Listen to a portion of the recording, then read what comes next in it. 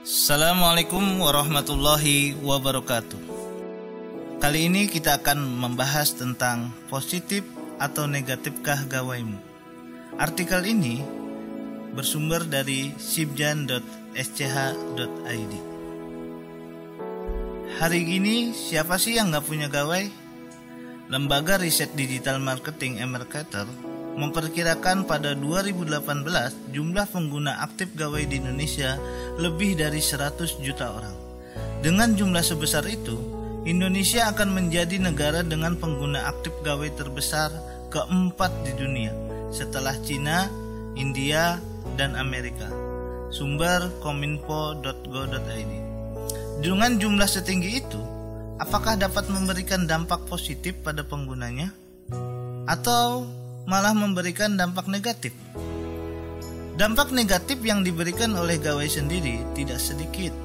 Menurut para ahli, batas waktu bermain gawai adalah 4 jam 7 menit dalam sehari.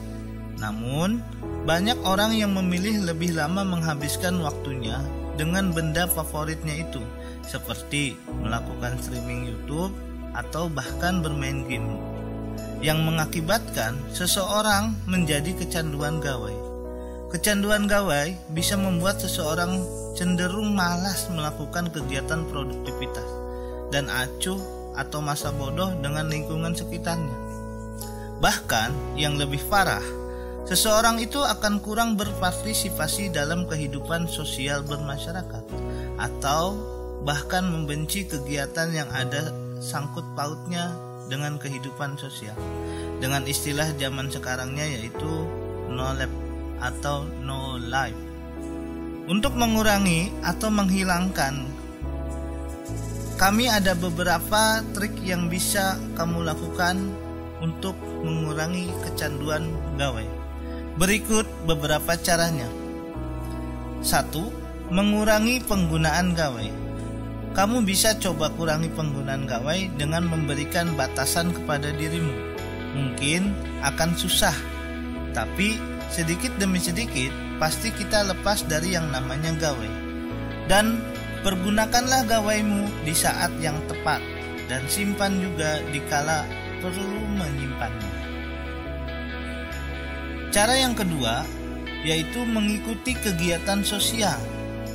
Daripada mengurung diri di rumah, coba kamu mengikuti kegiatan kerja bakti atau gotong royong yang diadakan di lingkungan rumah, atau dengan mengikuti kegiatan ekstrakurikuler sekolah seperti paskibra, pramuka, dan sebagainya.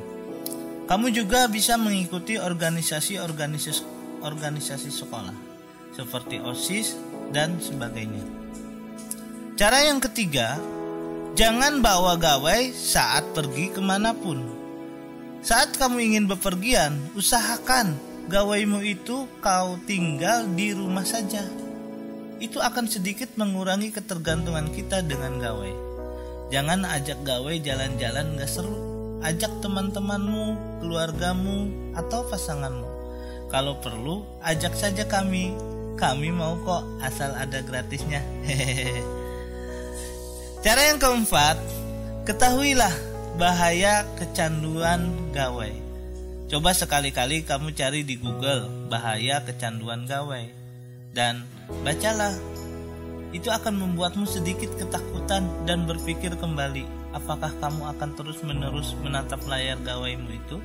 Sebenarnya, tidak sedikit juga dampak positif dari penggunaan gawai, selagi kamu bisa memanfaatkan benda canggih itu.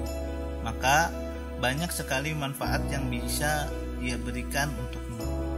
Kami ada tips untuk kamu supaya dampak positif dari gawai itu bisa kamu rasakan loh. Inilah tipsnya.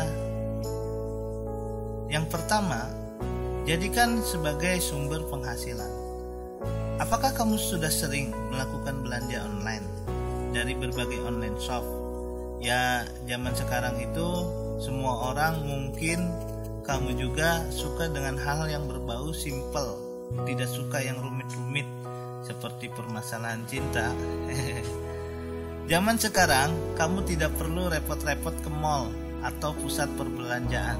Cukup lihat sosial media atau aplikasi online shop kamu sudah bisa loh dapat barang yang kamu inginkan. Dari situ juga kamu bisa membuka sebuah sumber penghasilan dengan cara menjual barang yang dapat digunakan di sosial mediamu atau di aplikasi online shopmu. Dan banyak loh yang sukses dari jualan online di online shopmu. Cara yang kedua, belajar dengan menggunakan Gawai.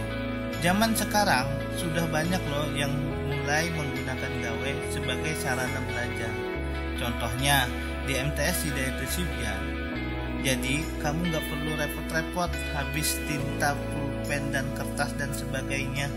Cukup dengan membaca layar Gawaimu, kamu sudah bisa belajar suatu materi pelajaran. Bahkan kalau kamu butuh bimbel, kamu gak perlu keluar rumah loh. Ada aplikasi yang menawarkan banyak sekali bimbel online. Atau bahkan kamu bisa melihat video materi di YouTube.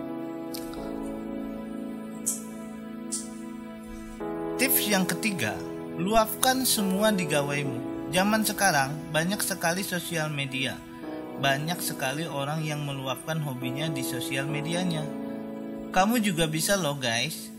Misalnya kamu hobi dance, kamu bisa cover dance, lalu kamu abadikan dengan kamera Gawaimu dan mengunggahnya ke akun sosial mediamu.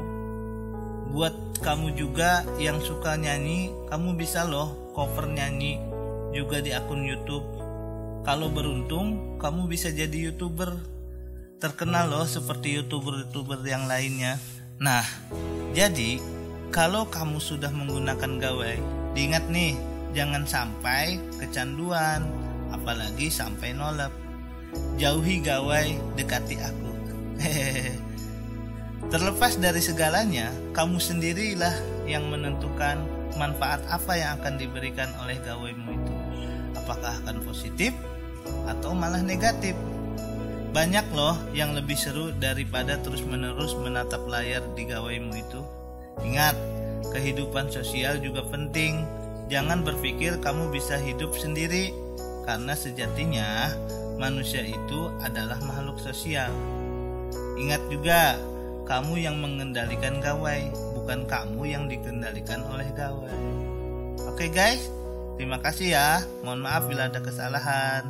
Billahi taufiq wal hidayah. Assalamualaikum warahmatullahi wabarakatuh.